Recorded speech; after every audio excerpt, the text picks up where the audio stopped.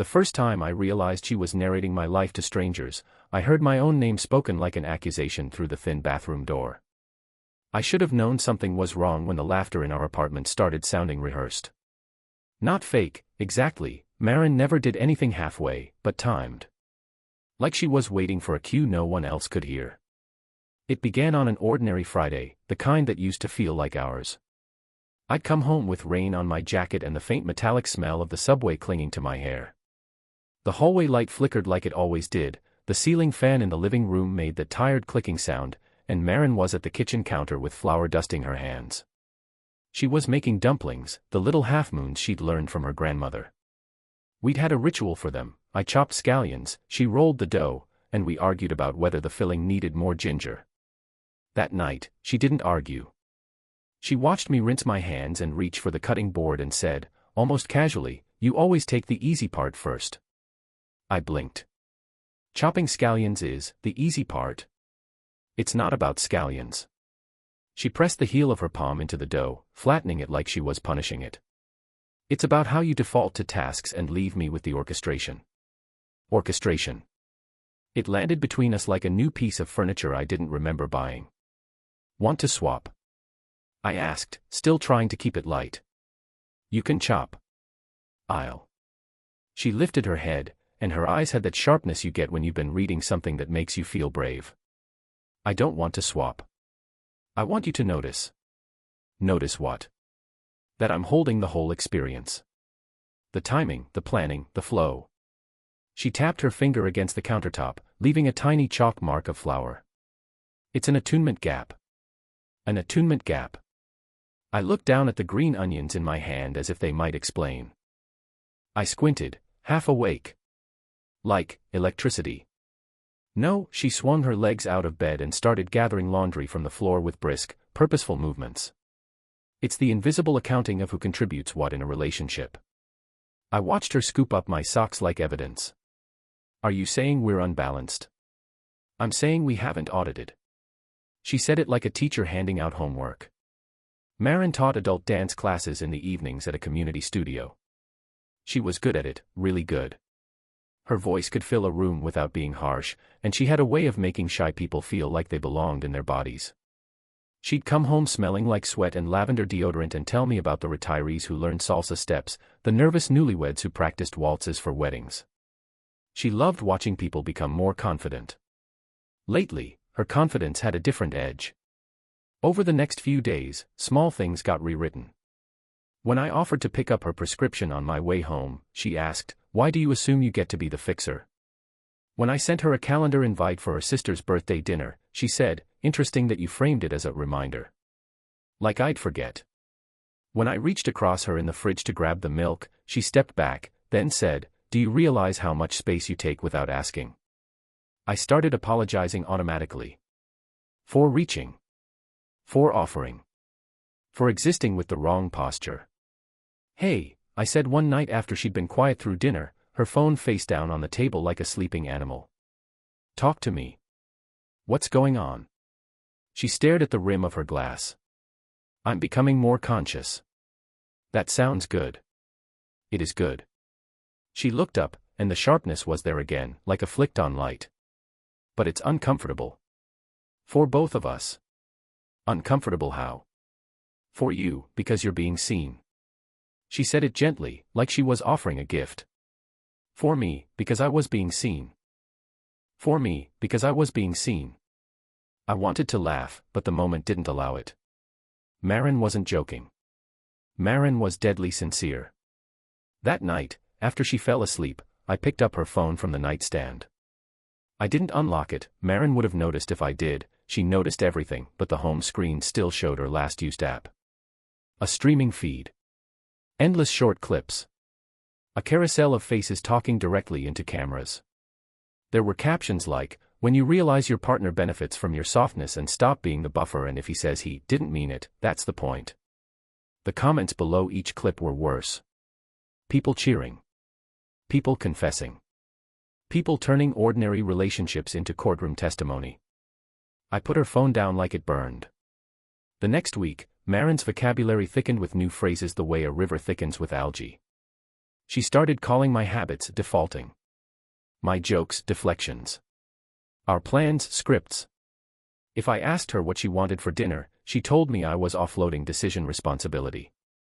You used to like when I asked, I said once, trying not to sound hurt. I used to accept crumbs and call it a meal, she replied, as if she'd rehearsed it. I didn't know what to do with that. The first time she recorded me, I didn't even realize. We were in the hardware store on a Saturday afternoon, the air smelling of lumber and plastic and that faint chemical bite of paint. We'd come for a new showerhead because ours kept dripping no matter how many times I tightened it. Marin walked beside me down the aisle, and I could tell she was distracted by the way her thumb kept tapping her phone screen. I thought she was texting her sister. Then she said, loudly enough for the older men examining screws to look up, "You always take over when there's a problem to solve. Do you realize that?" I stopped with my hand on a box of washers. Take over. Like right now, she said. You've decided we need a showerhead. You've decided we need washers. You've decided it's your job to fix things. Marin, the shower is dripping. And your instinct is to make it a you project. Her phone was angled strangely, half in her pocket, lens peeking out like an eye. Something in my stomach tightened. Are you filming? What? Her face stayed smooth. I reached gently for her phone. She pulled it away. My throat went dry. Marin. She sighed, like I was exhausting. It's not filming. It's capturing. For reflection. For reflection, I repeated, and the sentence tasted like metal. Capture yourself then. Don't capture me. You're part of the dynamic. I'm your partner, I said. Not a case study. Her cheeks flushed pink, but her eyes stayed steady. That's what people say when they don't want to look at themselves. People. Always people. A chorus in her pocket, backing her up. On the walk home, rain started spitting, and Marin held her umbrella angled so it covered her hair but left my shoulder wet. When I moved closer, she shifted away. Can I share something without you getting defensive? She asked. I'm not defensive, I said, which was probably defensive. She nodded like she'd scored a point. When you move toward me like that, it's a subtle claim. You assume access. I assumed we were under the same umbrella, I said. That's the issue, she said softly. You assume same. But same is often unequal. We reached our building, and I held the door open out of habit. Marin stopped short. Don't, she said. I froze, hand on the handle. Don't, hold the door. I didn't ask. Her voice was controlled. It creates an implied debt. Implied debt. Yes. She stepped around me and pulled the door herself. I'm trying to stop the little ways we keep score without admitting it. I followed her up the stairs, my wet shoulder sticking to my shirt, and wondered when our life became a ledger. A few nights later, after her dance class, Marin came home with a new brightness. Not happiness, something more urgent. She kicked off her shoes and said, I found a circle. A circle? I asked, looking up from the couch where I was editing work documents on my laptop. People who are serious, she said. Not like casual viewers. They practice. They share audits. They call each other in. Call each other in. I watched Marin pace our living room, the rug muffling her steps. So, it's like a group chat. It's a collective, she corrected, as if the word mattered. We're doing weekly deprogramming. Deprogramming from what? She stopped and stared at me like I'd asked why the sky was blue.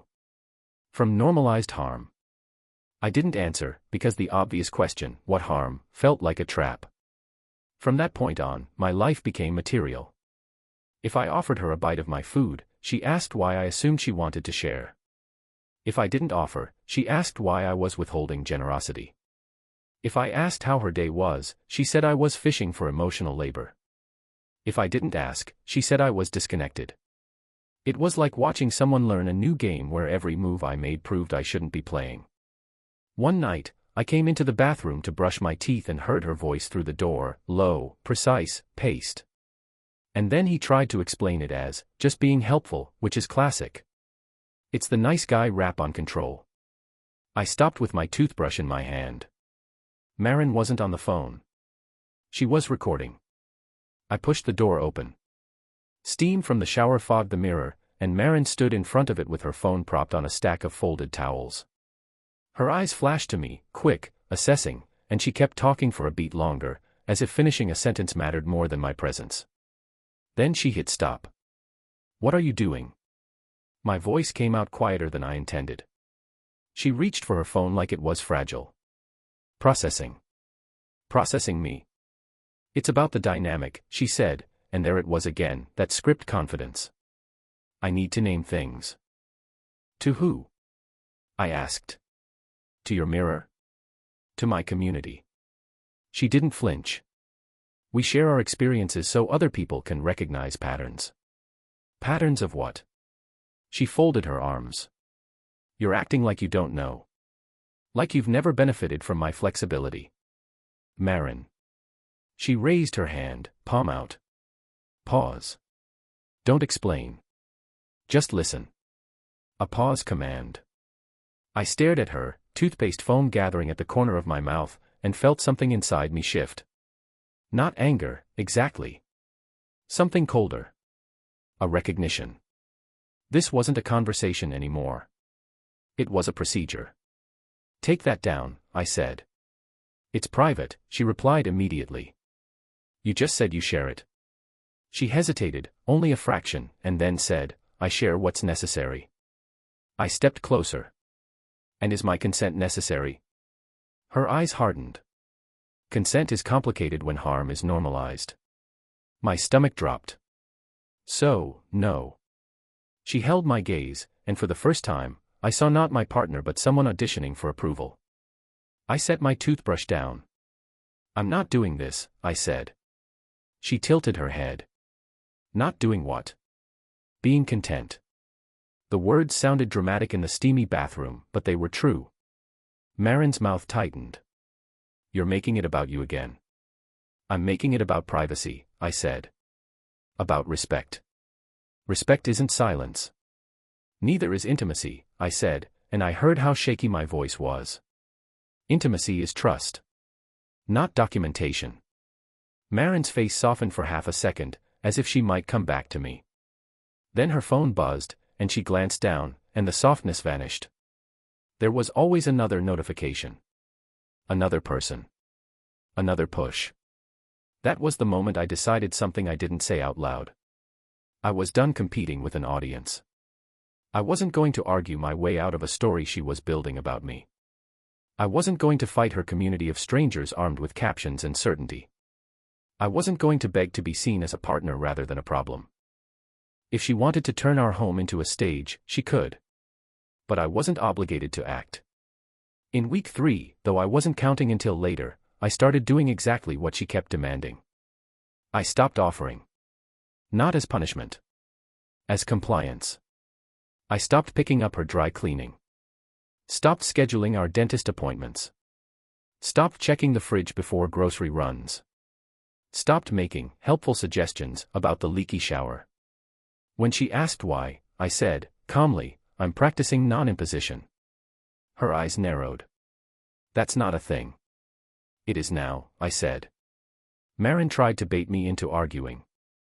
She'd drop little statements like hooks. "You know you interrupt me a lot. You know you always correct my tone. You know you expect me to be the emotional bridge." I'd nod and say, "I hear you." Then I'd go back to what I was doing. It made her furious. She wanted friction. She wanted proof. Instead, I gave her absence. Not physical, yet. A quieter absence. A refusal to be dragged into the theater. One evening, I came home and found a sheet of paper taped to our fridge. Maren had written it in neat, sharp handwriting. Household alignment protocol.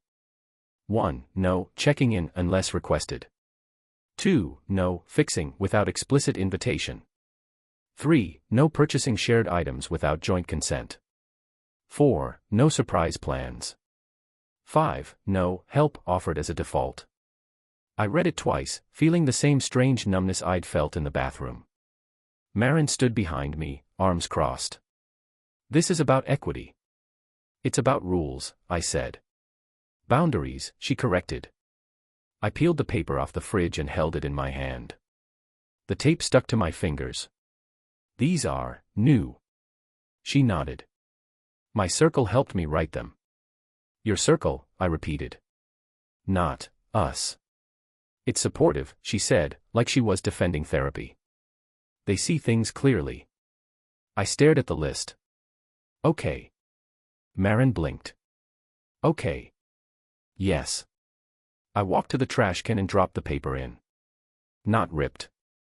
Not crumpled. Just placed, like returning a borrowed item. I'll follow them. She looked briefly triumphant, then confused. The rules were meant to make me protest. To make me defend myself. To make me the villain in her narrative by refusing growth. Instead, I gave her what she claimed she wanted. I stopped driving us places. I stopped choosing restaurants. I stopped deciding which bills to pay first. I stopped doing the quiet maintenance that kept our lives smooth. Maren began to realize that equity involved more than naming unfairness. It involved doing the work of building a shared system. She didn't like that part. Week 4 brought the escalation I should have predicted. I came home on a Thursday and heard voices in our living room, high, energized, overlapping. The apartment smelled like citrus candles, the kind Maren only lit when she wanted a mood. I stepped in and froze. 3 women sat on our couch and armchair, phones in their hands. One wore a blazer like she was coming to a meeting. Another had bright lipstick and a tote bag printed with a slogan I didn't recognize. The third, young, intense, eyes like a spotlight, looked up and smiled with professional warmth. Maren stood behind them like a host. You're home, she said, too brightly. Hi, I said carefully, setting my keys on the console table. What is this? The young woman leaned forward. We're here to support Maren in a relational recalibration. I stared at her. A what? A recalibration, she repeated, as if I were hard of hearing. Sometimes partners need outside witnessing. Outside witnessing. In my home. Without warning. Maren's eyes darted to her phone, then back to me. It's not an ambush. It's accountability. Accountability to who? I asked. My voice was steady, but my hands were cold. The woman in the blazer said, to the truth. I almost laughed. It came up like a cough. And you know the truth about my relationship because... Maren has shared context, said the lipstick woman, tilting her phone upward slightly. I noticed then, the little red dot on at least one screen. Recording. No, I said immediately. No recording. Maren's face tightened. They're not posting it. It's for our reflection. Turn it off, I said. The young woman raised her eyebrows. That resistance is interesting. It's not interesting, I said. It's basic. You don't record people without permission. Maren stepped forward. If you don't have anything to hide. I cut her off, surprised by how sharp my own voice sounded. I have a life to protect. The blazer woman nodded slowly, like I'd confirmed a diagnosis. This is a common response when someone is confronted. I looked at Maren. Did you invite them here to help us, or to stage me? Maren's jaw worked. I invited them to keep me safe. Safe from me? I asked, genuinely stunned. No one answered directly. The silence filled the living room like smoke. I took a breath. Everyone out. Maren's eyes flashed. You can't kick them out. I can ask strangers to leave my home, I said, and my voice steadied. You didn't ask me before bringing them. That's already a boundary violation by your own protocol. The young woman stood, still smiling. We can leave if that feels safer for you. It does, I said. They filed past me, phones tucked in pockets at the last second, their perfume trailing behind them like a signature. Maren followed them to the door, whispering something urgent. When she closed it, she turned on me with shaking anger. You humiliated me, she said. You staged me, I replied. I tried to get you help. I didn't ask for help, I said. I asked for a partner. Marin's eyes watered, and for a second, I thought I'd reached her. Then she snapped, "You hate being seen." And I understood, she wasn't talking about being seen by me. She meant being seen by them. By the crowd. By the invisible jury in her pocket. That night, I slept on the couch. Marin stayed in the bedroom with her phone light flickering under the door like a heartbeat. In the morning, I packed a bag. Not dramatically. Not slamming drawers. Just, efficiently, like someone leaving a hotel. Marin stood in the doorway. She looked smaller without her audience. Tired. Human. "You're leaving?" she asked, voice thin. "I'm taking space," I said. "I can't live in a home where I'm being monitored." "I'm not monitoring you," she said quickly. "I'm just documenting," I offered. Her mouth opened, then closed. "I'm trying to understand." "You're trying to produce a story," I said, and my own voice surprised me with its calm. "And I'm not going to be the antagonist in it." Marin's eyes filled. "So you're just giving up?" "I'm choosing sanity," I said. "Call me when you're ready to talk without an audience." I left before she could answer. I stayed at my friend Malik's place across town. Malik didn't ask for details beyond a tight hug and, "You need the couch. It's yours." His apartment smelled like coffee and gym socks and the peace of someone who lived alone by choice. In the quiet there, I realized how loud my life had become. The buzzing. The constant interpretive pressure. The feeling that any sentence could be clipped, captioned, judged. On my second night, Marin called. Her voice was soft, almost familiar. "When are you coming back?" "When you stop recording our life," I said. "I haven't recorded anything," she lied automatically, and then paused as if realizing. "I mean, nothing new." I closed my eyes. "Marin. I miss you," she said, and it sounded real. For a moment, it broke my resolve. "I miss you too," I admitted. "But I don't miss being treated like a project." She was quiet. "Then, what if I'm not wrong?" "You might not be," I said. "But the way you're doing this is destroying us." "I'm learning," she whispered. "Isn't that good?" "Learning isn't good if it turns love into surveillance," I said. The call ended with no agreement, only a soft, exhausted goodbye. 2 days later, I went back to the apartment while Marin was teaching. I needed clothes. Documents. A clear look at what I was dealing with. What I found made my skin go cold. On the dining table, a neat stack of notebooks filled with bullet points and timelines. Our arguments reduced to beats. My responses annotated. Little arrows pointing to phrases like deflection and minimization and authority claim. In the corner, a box from a tech store, opened, a handheld stabilizer rig, 2 clip-on microphones, and a collapsible backdrop screen. Not a hobby. A production. I opened the cabinet where we kept our shared paperwork. A new folder sat there, labeled in Marin's handwriting, "Exit Plan." Inside were printouts, budgeting worksheets, housing listings, a checklist titled "Steps to Prepare."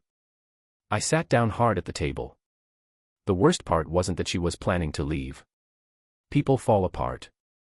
Relationships end. The worst part was realizing she'd been building an argument for it while smiling at me over dumplings. I shouldn't have, but I opened her laptop. It was already on. A browser tab was open to a private forum. The screen showed a thread with Marin's username and dozens of replies. He'll try to charm his way out of accountability. Keep receipts. If he resists being recorded, that's because he knows his behavior looks bad. Men like that escalate when they lose control. Men like that. I scrolled, my hands shaking. People I'd never met constructing a version of me from fragments Marin fed them. A villain assembled out of captions. Then I saw something that made my throat tighten, a draft post with my name partially blurred, a thumbnail image of me in our kitchen, face turned away, mid-sentence. Marin had been filming longer than she admitted. I didn't shout. I didn't throw the laptop. I did what she'd been doing. I documented. Photos of the notebooks. The equipment. The folder. Screenshots of the forum thread. The draft posts. Not to publish. To protect myself. When Marin came home that evening, she found me sitting in the living room. The room smelled like the citrus candle again. She froze in the doorway, her bag sliding down her shoulder. "You're here," she said, relief flickering across her face. "We need to talk," I said. "No phones." Her hand tightened around her phone instinctively.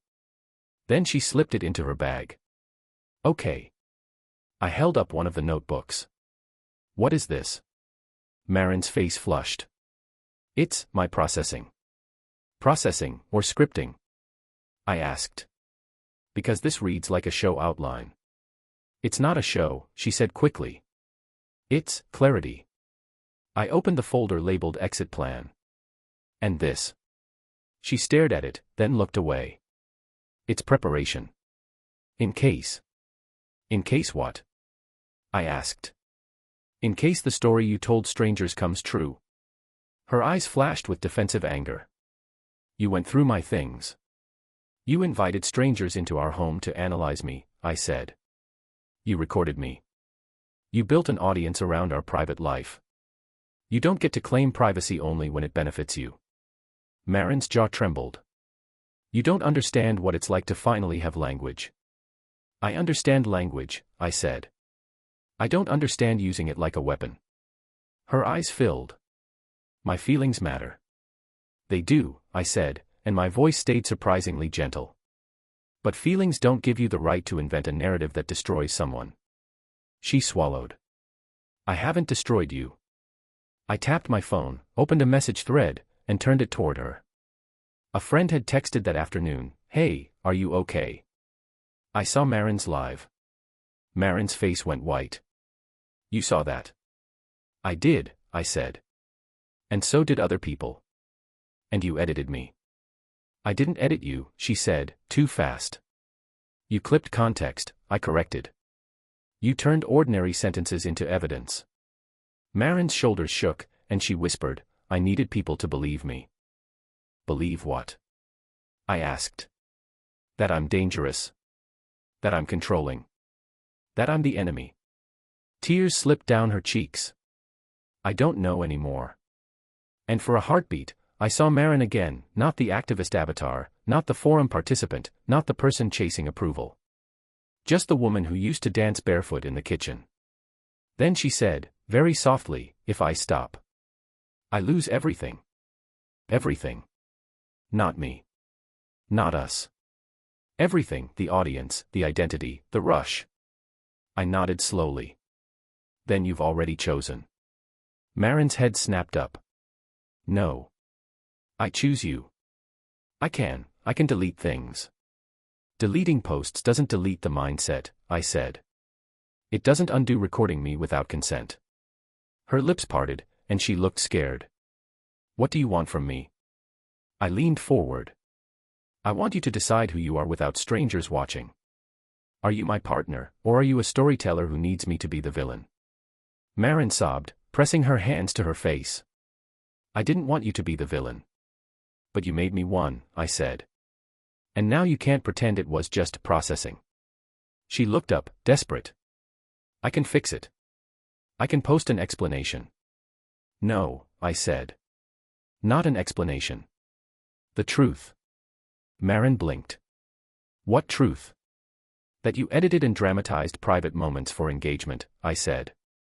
"That you built a narrative you couldn't control." Her eyes widened with panic. "They'll turn on me." "They already will," I said quietly. "That's what crowds do. They don't care about you. They care about the story." Marin stared at me like I'd slapped her. I opened my phone and showed her the screenshots I'd taken, the forum messages encouraging escalation, the draft post, the timeline notes. Her breath hitched. "You saved those?" "I did," I said. "Because if you can rewrite reality, I need proof of what's real." Marin's voice turned small. "Are you going to post them?"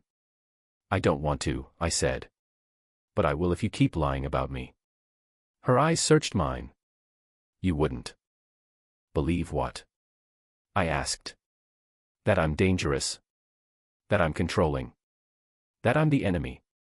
Tears slipped down her cheeks. I don't know anymore. And for a heartbeat, I saw Marin again, not the activist avatar, not the forum participant, not the person chasing approval. Just the woman who used to dance barefoot in the kitchen.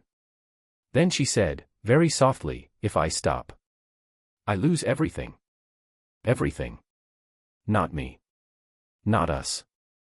Everything, the audience, the identity, the rush. I nodded slowly. Then you've already chosen. Marin's head snapped up. No. I choose you. I can delete things. Deleting posts doesn't delete the mindset, I said. It doesn't undo recording me without consent. Her lips parted, and she looked scared. What do you want from me? I leaned forward. I want you to decide who you are without strangers watching. Are you my partner, or are you a storyteller who needs me to be the villain? Marin sobbed, pressing her hands to her face. I didn't want you to be the villain. But you made me one, I said. And now you can't pretend it was just processing. She looked up, desperate. I can fix it. I can post an explanation. No, I said. Not an explanation. The truth. Marin blinked. What truth? That you edited and dramatized private moments for engagement, I said. That you built a narrative you couldn't control. Her eyes widened with panic. They'll turn on me. They already will, I said quietly. That's what crowds do. They don't care about you. They care about the story. Marin stared at me like I'd slapped her. I opened my phone and showed her the screenshots I'd taken, the forum messages encouraging escalation, the draft post, the timeline notes. Her breath hitched. You saved those. I did, I said. Because if you can rewrite reality, I need proof of what's real. Marin's voice turned small. Are you going to post them? I don't want to, I said. But I will if you keep lying about me. Her eyes searched mine. You wouldn't.